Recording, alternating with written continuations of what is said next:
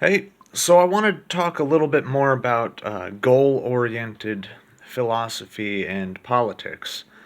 Uh, because I have said this before. One of the reasons I'm kind of black-pilled on politics is that people are focused on policy and not goals. So I kind of want to clarify a little bit there and also open this up more for discussion as well. Um, when you have people focused on policy, they don't care about the goal. They don't care about the outcome of the policy. They just care about the policy. They want to see a certain policy enacted, and they just can't be convinced that that policy is not a good idea because they don't care about the outcome. They don't care about the goal. But if we have a goal, like let's say we want to reduce violent crime. Okay, we have a goal. We can agree on that. We want to reduce violent crime. Now we need to search for methods to make that actually work. And we can disagree on the method. We can argue about the method. But if the policy is, if someone is just arguing for a policy, they say, I want gun control. Well, gun control actually is linked, directly correlated with higher levels of violent crime.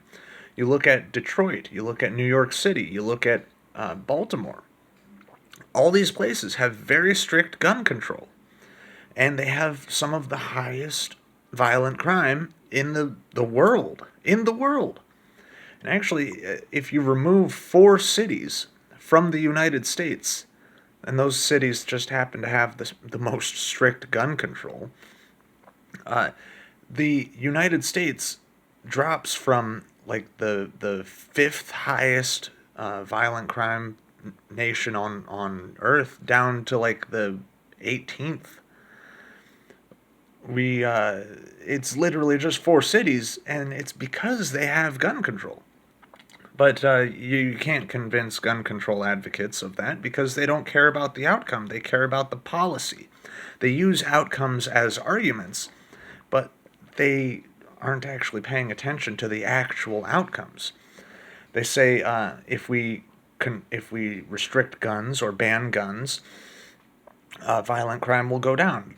Well, that's using an outcome to argue for the policy.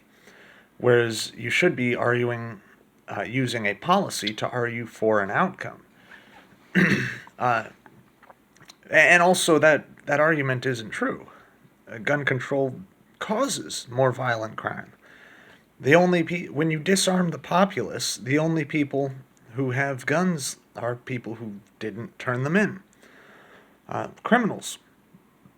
It would actually be really good if law-abiding citizens stopped abiding those laws. An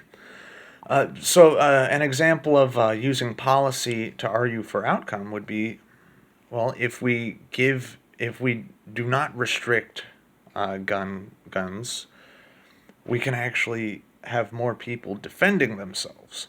There is an inherent threat just by there being more guns around, because and that reduces violent crime because when a criminal knows that there are more people with guns, they are less likely to act criminally because they know the chances of them getting shot are much higher.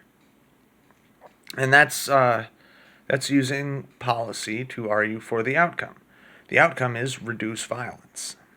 The desired goal is reduce violence. Um, and of course, we can debate that. We can debate this policy now. Is there some point at which we should have some sort of restriction? Are there places where we shouldn't allow certain weapons to be carried? Should should we have restrictions on what type of weapons you can own? I mean, we can totally restrict some things and still have people carrying guns, but to totally ban them, that's just not a good idea. But I support just recreational nukes, so I don't really care.